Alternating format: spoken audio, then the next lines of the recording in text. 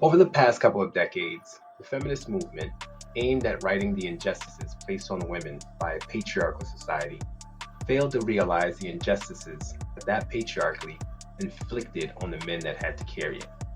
So everyone focused on the empowerment of women, and for good reason. They spoke about how women should take up room and lean in, and how they should present more powerfully into areas like sports that were traditionally the realm of men.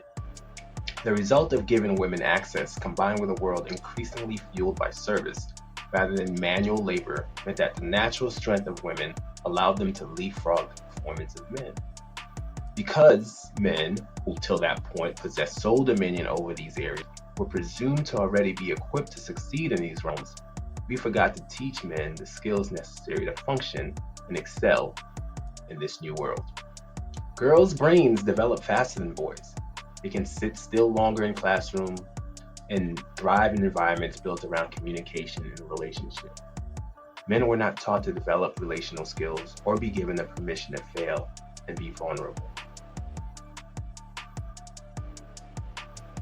Now, let me make a distinction between vulnerable and being weak or emotional. Being vulnerable requires that you are aware of your feelings and be willing to expose yourself to the possible harm from that exposure. People treat vulnerability like a weakness, but it's actually the opposite. Only the strong can afford to be vulnerable. Something or someone who is strong can withstand blow. Even if he suffers damage, he will not be broken. A weak person stays guarded because even a light hit can shatter him. Think about it.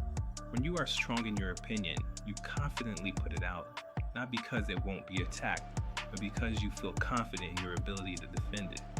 The price of being vulnerable is the possibility of being hurt, but being vulnerable is a sign of strength, and fear of an attack is a sign of weakness.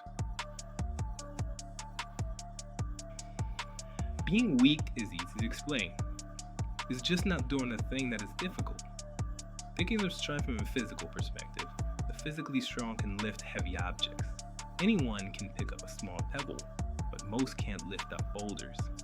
Conceptual strength is the same way. It is the ability to do things that most find difficult to do. So if you are vulnerable because of a challenge you are facing, being strong is confronting that challenge and taking the necessary steps to overcome that challenge. Being emotional is reacting in an unproductive way towards something that you feel. It applies to both men and women. Anger, yelling, shutting down, or withdrawing is just as emotional as crying. Emotional doesn't mean feminine. It means losing control of the moment. The goal for men is not to stop feeling, but to articulate those feelings and respond productively. In any case, men do in fact need to be taught relational skills. Men do need to be taught how to attract and speak to women, like the pickup artist community attempts. I have many issues with the pickup artist community, both because of the intention behind their teaching and because of some of the tactics. But that is for another discussion. Men should have the freedom to express their feelings and settle disputes with words, and that needs to be seen as masculine. This doesn't mean that they should not have the capacity for violence. It just means that violence should be the last resort and used against the unreasonable. We are already seeing the consequences in dating and relationships. Women are increasingly reporting that they cannot find men their age who are mature, emotionally capable, or professionally stable enough. Women are getting older because they have no peers. Men withdrawing from the challenge doesn't eliminate the burden, it transfers the burden to women. Fixing this is not just good for men, it is good for women and society as a whole. When men are coached, challenged, and given the skill set to thrive in this modern world, communication, emotional literacy, ambition, maturity, everyone benefits. We don't get hopeless men, we don't get angry men, we don't get politically radicalized men.